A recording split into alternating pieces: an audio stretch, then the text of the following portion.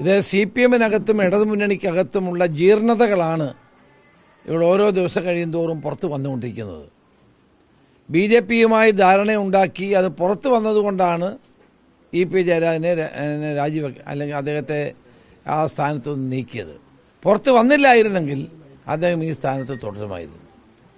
അപ്പോൾ BJP-യുമായി ധാരണ ഉണ്ടാക്കിയത് പുറത്തു വന്നതിന്റെ ഇരയാണ് EP ജയരാജൻ.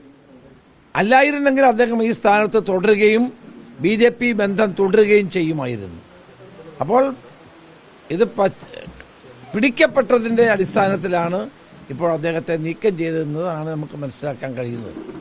അപ്പോൾ CPM-നകത്ത് ഉരുണ്ടുകൂടിക്കൊണ്ടിരിക്കുന്ന പ്രശ്നങ്ങളാണ് ഇതിനെല്ലാം പ്രധാനപ്പെട്ട കാരണമായി നമുക്ക് ചൂണ്ടിക്കാണിക്കാനുള്ളത്. മറ്റൊന്ന് ഈ PV അൻവർ MLA-യും മുൻ മലപ്പുറത്തെ SP സുജിത് ദാസും തമ്മിലുള്ള ഒരു ഓഡിയോ സംഭാഷണം പുറത്തു വരുന്നിരുന്നു. അതിൽ ഇപ്പോൾ ക്രമസമാധാന ചുമതലയുള്ള ADGP MR അജിത് കുമാറിനെ കുറിച്ചൊക്കെ ഗുരുതരമായ വെളിപ്പെടുത്തലാണ് ഉള്ളത്. അത് ശരിക്കൊരു ആഭ്യന്തര വകുപ്പിന് തന്നെ വലിയൊരു നാണക്കേടല്ലേ? കേരള പോലീസ് ഇന്ത്യയിലെ പോലീസിന് മാതൃകയായിട്ടാണ് കണക്കാക്കപ്പെട്ടിരുന്നത്. ഇന്നലത്തെ വെളിപ്പെടുത്തൽ വാസ്തവത്തിൽ അതൊരു ഭരണകക്ഷി MLA-യോട് ദീർഘകാലം SP ആയിരിക്കുന്ന ഒരാൾ നടത്തിയ വെളിപ്പെടുത്തൽ കേരള പോലീസിന്റെ ഇന്നത്തെ ഗുരുതരമായ അവസ്ഥയാണ് ചൂണ്ടിക്കാണിക്കുന്നത്. ഒരു കാലത്തുമില്ലാത്ത നിലയിൽ കേരള പോലീസിൽ നടക്കുന്ന അതിഗുരുതരമായ പ്രശ്നങ്ങളുടെ ഒരു സൂചന, ഒരു മഞ്ഞുമലയുടെ അറ്റം മാത്രമാണ് നമ്മൾ കാണുന്നത്. PV അൻവർ ഒരു ഭരണകക്ഷി MLA ആണ്. അദ്ദേഹത്തോട് ദീർഘകാലമായി SP ആയിരിക്കുന്ന ഒരു വ്യക്തി ഈ പോലീസിനകത്ത് നടക്കുന്ന ഇത്രയും ഗുരുതരമായ സംഭവങ്ങൾ പറയുമ്പോൾ നമ്മൾ എന്ത് വേണം വിചാരിക്കാൻ? കേരളത്തിലെ ആഭ്യന്തര വകുപ്പ് നാഥനില്ലാ കളരിയായി മാറിയിരിക്കുന്നു. ഇതിനെ നിയന്ത്രിക്കാൻ ആരുമില്ലാതായിരിക്കുന്നു. എവരാണ് പ്രമാദമായ പല കേസുകളും അന്വേഷിക്കുന്നത് എന്നതും നമ്മൾ ഗൗരവത്തോടുകൂടി കാണേണ്ട ഒരു കാര്യമാണ്. അല്ല, ആരന്വേഷിക്കാനായി? ഇവർ തന്നെ അന്വേഷിക്കുകയല്ലേ. അപ്പൊ കേരള പോലീസിന്റെ വിശ്വാസ്യത ഇടതുമുന്നണി ഭരണത്തിൽ തകർന്നിരിക്കുന്നു. ഇത് ചോദിക്കാനും പറയാനും ആരുമില്ല. മുഖ്യമന്ത്രിയുടെ പൊളിറ്റിക്കൽ സെക്രട്ടറിയുടെ നേതൃത്വത്തിലുള്ള ഒരു ഗ്യാങ് ആണ് ഇന്ന് കേരളത്തിൽ പോലീസ് ഭരണം നടത്തുന്നത്. അതിന്റെ പ്രതിഫലനമാണ് നമ്മളിപ്പോൾ കണ്ടുകൊണ്ടിരിക്കുന്നത്.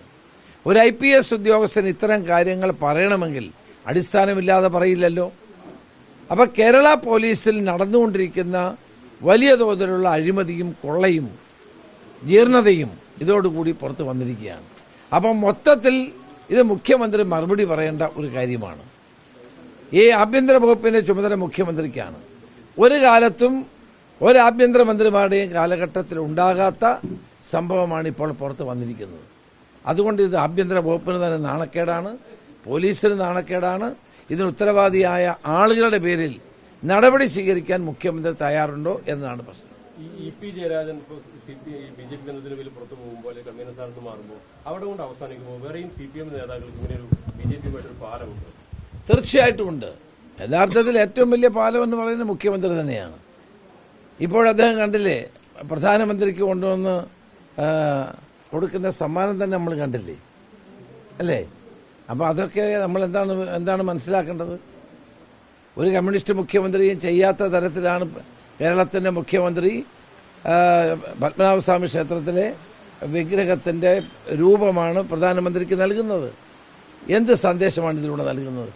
ഒരു കമ്മ്യൂണിസ്റ്റ് മുഖ്യമന്ത്രി കേരളത്തിൽ ഒരു പ്രധാനമന്ത്രിമാർക്കും ഇത്തരം കാര്യങ്ങൾ ചെയ്യാറില്ല.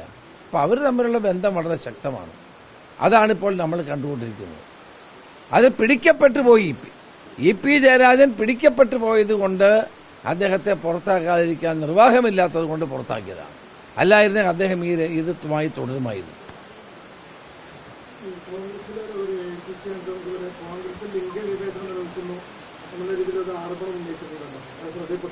ഇല്ല, എന്റെ ശ്രദ്ധയിൽപ്പെട്ടത് എനിക്കറിയില്ല. ആരാണ്? ഞാനതൊന്നും അറിഞ്ഞില്ല. കോൺഗ്രസിൽ അങ്ങനെ ഉണ്ടെന്ന് എനിക്ക് തോന്നുന്നില്ല.